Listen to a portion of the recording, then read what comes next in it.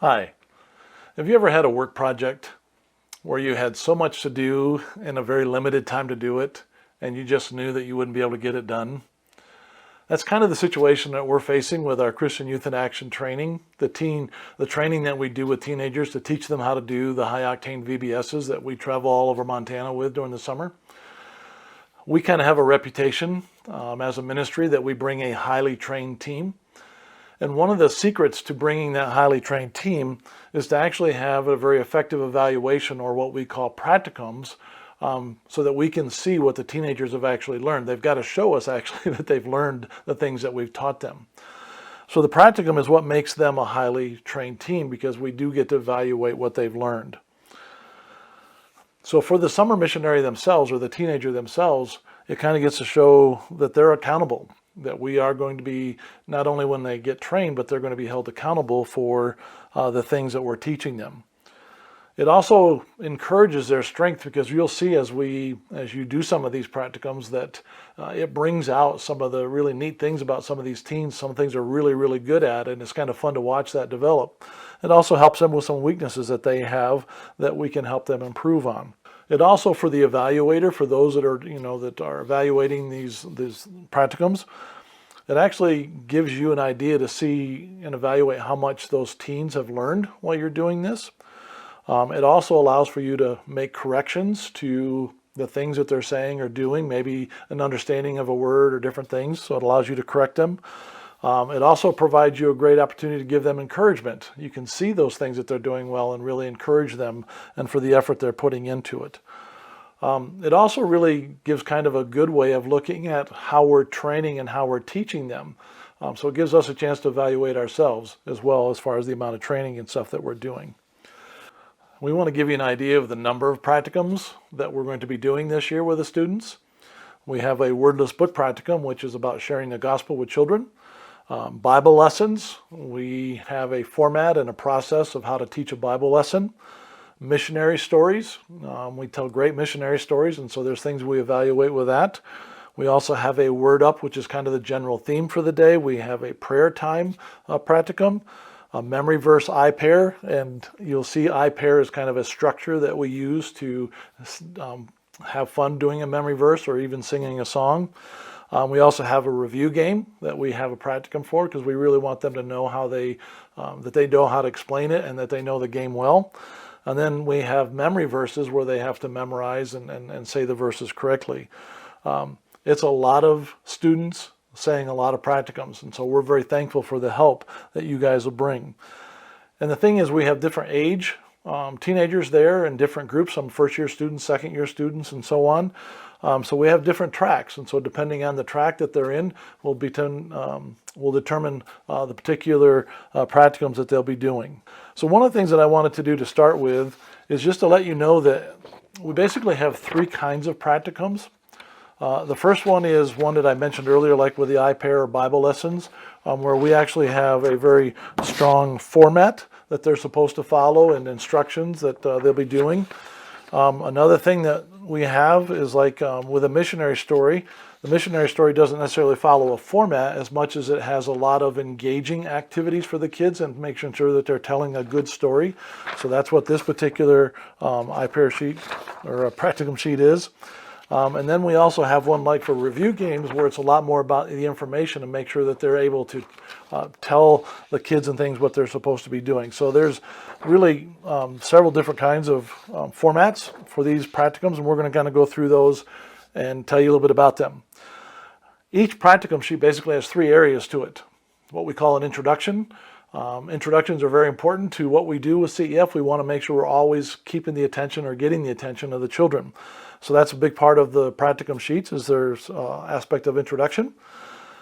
Specific items, so like I said, some of them are more detailed, some of them are more engaging in telling the story, and others are just having the knowledge of what they're supposed to be teaching. And then there's always general aspects to all the practicums. Were the links smooth? Were the information was good? Did they engage the children? Did they use their voices? Did they do a variety of things? So there's always some general presentation aspects as well when you come to that. So first I want to start with introductions. You know, even this video I started with, have you ever been really had a project that you had so much to do that you couldn't get it done in a certain time. The whole idea is that we're designing everything that we do to keep the kids' attention or to get their attentions very quickly. So when you're listening to the practicum, you're supposed to be thinking, okay, did that get my attention? Did they do it in such a way that got my attention? Did it relate to what the story is about, or what the memory verse is about, or the game is about? That's very important too. It's nice to have a great introduction, but if it has nothing to do with what you're talking about, it doesn't work. So it has to relate. And then did they deliver it well? I mean, were they enthusiastic about it? Were they excited? Did they just use their voice or a variety of things to make sure that that introduction got your attention? And you'll see on the screen different pieces of different practicum sheets that you will be able to just kind of see that the introduction is a major part of what we're looking for with all of this. Then you get into the specifics. And you'll also see on the screen here in the next page or next slide, but one of the things we're looking for is, like with the I pair, that's a structure. So there's a specific thing that they have to follow along with as they go through there. The Bible lesson will be the same type of thing, where there's different things that we're looking for, where they link in and out of the story. And so they're very specific things. Were the details given of the missionary story? We want to make sure that they're actually giving the details that we felt like were important in that missionary story. So did they give those details? Okay. Another thing is, did it flow correctly? Did it make sense when they were talking about it? Was it like this idea, or did it flow so that it was easy to understand? How well did they know it? Were they stopping every 2 seconds and trying to remember what it was, or did they know it and maybe just forgot something? So all of these sheets are designed that way to be able to help you know whether they knew the details, did it flow, everything else about that part of it. General presentation aspects. Every one of these will have a group where it talks about did they use appropriate vocabulary? Did they do a smooth presentation? Did they make good eye contact? Did they handle any visuals well? There's a lot of different things on each one. So were they also excited? Were they enthusiastic? Did they have the energy behind all of it? Did they do specific things that engaged children often through the presentation? Did they come alive? Did they use their voices? Did they use their expressions? Did they use activities to really get the kids standing up or sitting down or acting things out to bring things alive? Did they use smooth links? Did they go from one idea to another idea very clearly? Was it choppy or not? And then each practicum will also have a time frame to it. And that time frame could be 3 to 5 minutes. It could be 10 to 12 minutes. But it's very important because we have time frames for the club for each different activity. So it's important that they be able to get things down in a certain time frame as well. All right, so that's kind of a high level of what the practicum sheets are looking like. Now, when you sit down across from the student or you're getting ready to do a practicum, there's a little process that we have you go through. The first thing that you need to do is actually go see Lauren. She's our administrative assistant. And you need to get the appropriate evaluation sheet. So you would go to her and say, I'm doing a song evaluation, and she would be able to help you get that. And then she also will need to know who you're evaluating, so she has an idea with that.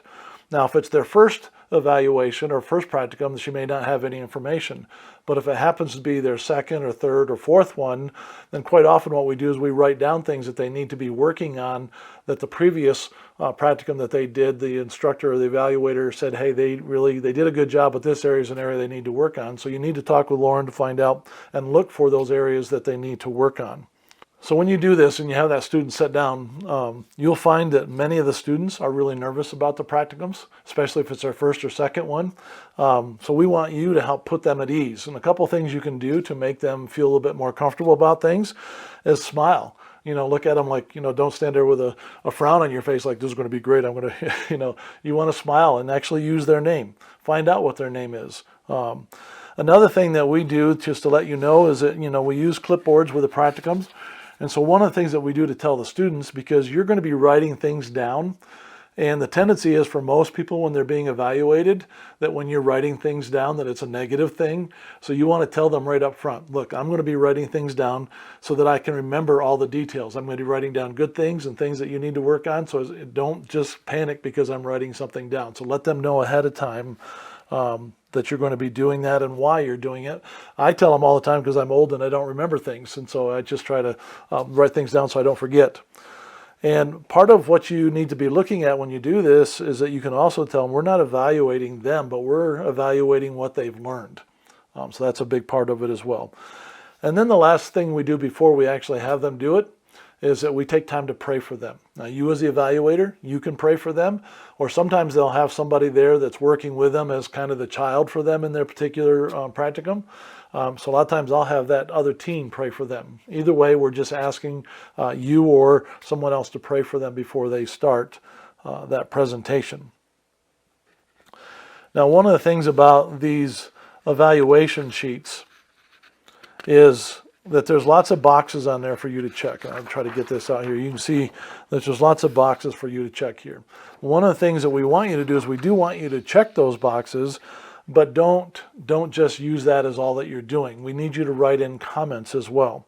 Like when you see something here, oh, they did really good on that, or I liked that introduction, or I liked that format that they used, or I liked the way they engaged the children here, or I liked their enthusiasm. So you're writing things down, and also the things that they need to work on. Like I didn't quite understand how they defined that word, or that definition wasn't very good, or that was really choppy there. It didn't really smoothly go from one thing to another idea. So those are the things that you need to be writing down because you're going to take time later to give them a verbal evaluation, and you want to be able to have all these things written down. You also understand that when you write those things down and you hand them the sheets, they're going to be reading all of those things. So make sure that what you're writing down there is helpful. Because written comments are very important. It helps you remember, like I said, and as you review, you can pick out the priorities. You write down several things, but that's kind of the key is you don't want to overwhelm them with a lot of things, but you want to just kind of make sure that you're able to highlight the priorities. And the students actually, it's amazing how much they read them and how much they base what they're going to do the next time on what they see that's been written down. So you would write down what was good and why. Be enthusiastic about what was done and well. Like put an exclamation point or a couple, 3 exclamation points. Or a lot of times I'll write well done or something that's just like that was awesome, or just comments like that about something that they did. Tell what was lacking and how to improve it, so you can write down a quick note on that. Continue to make good eye contact with them. Don't just ignore them. Kind of look at them at times and smile, and then be sincere when you're doing all of these evaluations. When they're done, you're going to need to grade the practicum. And we kind of only give one of 2 grades. You're either going to give a well done, or you're going to say, let's try that again. And so after you've written all these things out, that's part of the filling out the paperwork or the evaluation sheet here too, is that you're writing these things down that will help you make a decision on whether to give them well done or let's try that again. So how you've graded and some of the basics that you got to understand is, did they meet the requirements that are on there? Did they actually do like an iPair, or did they fill in things on the Bible lesson where they link in and out of the story? Did they do that appropriately? Did they give the details? Listen for concepts taught. Did they know what they were teaching? You can tell a lot of times when you're listening to the students whether they know it or not. Was it a good general presentation? Did it seem to run smooth? Did they have good links in the process? So you're looking at those things that are really important. As you're also thinking about this, you got to remember we're trying to help that student succeed. So we want to kind of identify the key things that will make it better, or help them get really good at what they're doing. So keep in mind that you want that student to succeed. You're not there to just to criticize them. You're actually doing this because you want them to succeed. Evaluate with patience, grace, and mercy. Pretend it's you over there. How would you want to hear if you had done something different or poorly, or you needed some help with some things? So evaluate with that patience and that grace and mercy. Let them know also that in the process, if it's a let's try that again, it's really not about just kind of failing them as much as we want them to do their best, because they're going to be ministering to actual children in the lives of the children. So God wants us to do our best.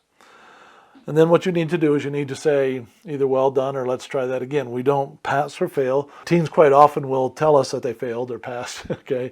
But we want you to be, as an evaluator, saying well done or let's try that again.